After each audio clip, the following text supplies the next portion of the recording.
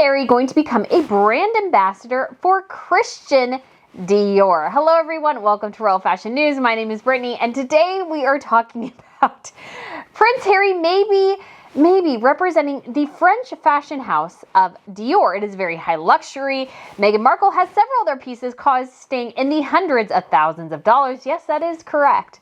That is correct. And so apparently he was spotted wearing a Christian Dior, at least shirt, most likely suit, as his most recent court appearance. And it's gotten people thinking, well, hey, maybe Harry and Meghan have a deal with Dior. Maybe they're working on a deal with Dior.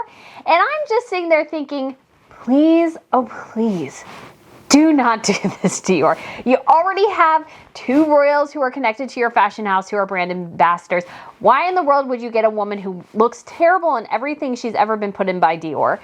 And Harry, who's just a scruffy guy who needs a good cleanup and just really doesn't have a sense of style at all, except for maybe wearing baggy pants and hats and stuff. He's not really a fashion icon by any stretch of the imagination. And why would you go with Harry and Meghan when you have Pierre Cazzaraghi, the grandson of Grace Kelly, and Beatrice Borromeo, who is descendant of Italian aristocracy? Yes, she has somebody in her family tree who is a saint. Why would you go with Harry and Meghan, who are down home, look terrible and everything, when you can go with the very, very fashionable Pierre and Beatrice? So we're going to dig into a little bit of this today. This is going to be a bit of a different video, and I'm getting back into this channel more. And I wanted to do a couple of things before this, but this story just kept grating on me. So we do a lot of fashion here on this channel, mainly royal fashion. We'll do a couple little different things as well. So if you guys want to subscribe, so much more royal fashion coming soon. I do try to do best and worst looks of the week, and that is supposed to be fun. Some people take that way too seriously, but that's supposed to be a fun video, guys. It's supposed to be fun. And there's just so much more. We'll get back into Tiara Tuesdays. I'm just so excited to be bringing this channel back. So like I said, I was going to wait a little bit, but I want to talk about this because I just was like, it just makes me cringe. So here's what we heard, and this report is from Guide News Australia. And it says there are, of course, some occasions when smarter clothing is required, and a suit was a natural choice for Harry's court appearance. But opting for a super brand Dior was a sartorial curveball for Harry. So this is from fashion insider Miranda Holder. She said, it is highly likely that the Sussexes have an arrangement with Dior. It would be highly convenient passive income for Harry and Meghan, who make the ideal ambassadors for the brand. I'm like, in what universe do they make the ideal ambassadors? Everything Meghan has worn for Dior, I think, looks terrible on her. I don't think she's particularly all that fashionable, but the crime against Dior that Meghan Markle made, I'll go over the various ones, but then we'll get to the creme de la creme, the worst crime against the house of Dior, which I really love Dior. I think it's very much a very feminine fashion brand. They have very much an hourglass type shape. And that is kind of what's iconic, or at least partly iconic about Dior, is I feel like it's very feminine. It's very much, I think, the best looks are those that accentuate the hourglass shape, which Meghan Markle does not have. She has a square torso and she has skinny legs. That's Meghan. So she has no waist, really, which is why I think her pregnancies always looked very weird. And she has no waist. And so I think the more feminine styles of Dior, which require a bit of more of a waist, I don't think just look particularly good on her because she doesn't really have a waist to work with. So one of her first times wearing Dior was actually not too bad, but the dress was way too tight. And this is a dress she wore to an RAF event at Westminster Abbey, and then they went on the balcony of Buckingham Palace. And so that one was just plastered to her. And I think where the darts were and the seams kind of accentuated certain things. And so that was her first time wearing Dior. She got, of course, custom Dior pumps, like everything about it was Dior. And the dangerous thing about that for royal, and this is for all royal fashion ladies basically, is most royals wear fashion brands from their country. Yes, some don't have that many to choose from, but Britain is not that. So as a royal, Meghan going to a French fashion house, which she did for her wedding dress as well, it's really considered a no-no, because what you're doing is you're putting money into the French economy because you have to pay for those things. Royals always pay for their outfits, so they're not showing, so they're not merching off anything, and they're not perhaps getting a kickback, and it just avoids a lot of favoritism and those sorts of things. Yes, they still have their favorite designers, but they pay for them. And so Meghan putting money into France instead of the UK was definitely problematic. And then we also had the maternity dress, the $100,000 maternity dress that she wore to Morocco. This thing is hideous, I think. The color is awful on her. The style is awful on her pregnancy. She didn't know how to dress herself for her pregnancy, and I think part of it is that, again, she has no waist, and she has a very, very short torso, so everything was in one spot, and she just wasn't a person that had a particularly flattering looking pregnancy, unlike Catherine, who has a very, very long torso. So she was able to, she had really cute pregnancy bumps, and that's just going to be the case for some women. Just some women are shorter, some women are taller, where all our bodies are different. That's not to put anything bad on Meghan, really. It's just some people, they look better pregnant than others. Meghan didn't have a particularly flattering pregnancy, and honestly, again, the dress does nothing for her. It laid weird on her belly. You could see her belly button sometimes as it was poking out. It was just really kind of inappropriate. And compare that to what Kate wore when she wore Alexander McQueen in Norway. That was a gorgeous flowy gown. It was just beautiful. And then we also have Beatrice Borromeo, who wore a gorgeous Dior piece that was both it was actually kind of similar because Meghan's and Beatrice's were both in a gold color, but Beatrice had this interesting effect where there was a fringe at the bottom, and so you could see some of her legs, but not all of her legs. It was just a very unique and interesting look. And quite honestly, she looked gorgeous in it. She really, really did. And so I think her compared to Meghan there is just huge, massive difference. And then we have what Meghan wore to the Jubilee. And again, not really all that flattering. She looks like Carmen Sandiego. I think the hat is awful. Meghan's hat game is terrible. It really is awful, I think. She has no clue how to buy a good fascinator or hat because, I mean, again, the first fascinator or hat she wore, I guess, was poop. It looked like the poop emoji.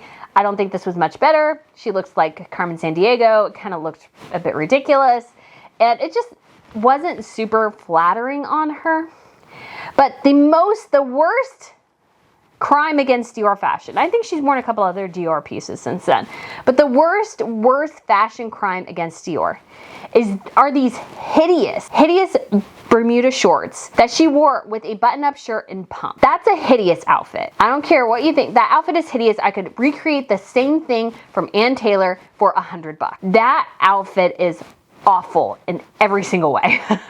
It's not fashionable. It shows no innovation or interesting ways of looking at fashion. I mean, and you have a high fashion brand like Dior, and yet you're wearing it in the most bland, basic way. And it's not a good basic. You can do basic and look phenomenal. That is bland, boring, awful. It's Bermuda shorts. It's just terrible. In every conceivable fashion, that is a crime against the house of Christian Dior. So this idea all of a sudden now that Harry and Meghan perhaps even are representing Dior, I'm like, really? Do they really need to be representing the house of Dior? Because everything Meghan wears from them, I think, particularly looks terrible on her. Harry's just a guy, so the suits look fine. But he's not a fashionable guy. His hair, he looks scruffier anymore, I think, especially as he's balding and he continues to have that scruff on his head. He needs to either shave it perhaps like his brother does or come up with something else because it's just not a particularly flattering look, especially from the back. He just looks so bald from the back. It's really getting quite bad. So him insisting on having that, I think he could look bald or maybe more like shaved a bit closer and perhaps look a bit better. And Harry has never been known for his good fashion sense. Yeah, he can wear a suit, but has he ever done anything interesting with his suits? No. Has he ever shown any innovation with his suits? No. Has he shown any fashion sense whatsoever? No. This is a guy who's a basic jeans and t-shirt dude. And so this idea that he is, I would guess you could say, fashionable enough or that he could be a good brand ambassador for Dior, I'm like, really, guys? Really? This is the dude you want representing you? This guy who can barely pull an outfit together? I mean, he looks shaggy most of the time. If you see him on his downtime, he looks really shaggy. He just does not have a sense of style. And I don't think there's anything particularly wrong with that. But I think this idea that if you sign a brand ambassador, I feel like they should both represent your brand and you should actually be able to a certain extent, come together with the brand. It's something that you've worn already. It's something that you look particularly good in, that you have a vested interest in the brand house itself. I just feel like Meghan likes it because it's a high fashion brand and not because it looks particularly good on her.